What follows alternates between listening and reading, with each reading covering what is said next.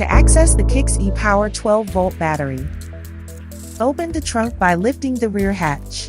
The 12-volt battery is stored in the cargo area.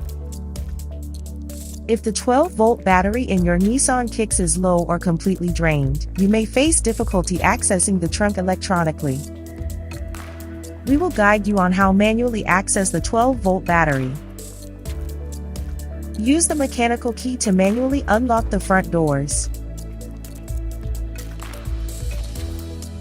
And locate the rear seat release latches.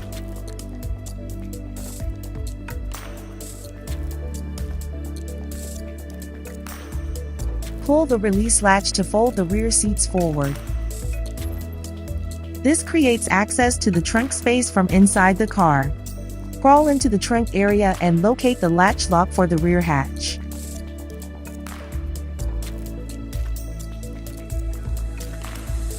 Now that you have access to the 12-volt battery, you can proceed with charging it using a portable jump starter or jumper cables. But we have a convenient way to jumpstart the vehicle when the 12-volt battery is low.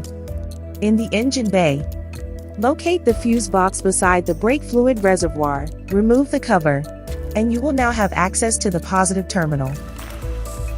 Connect the red jumper cable to the positive terminal. Connect the black jumper cable to the negative terminal, which is typically a metal grounding point. You may now try to start the e-Power system.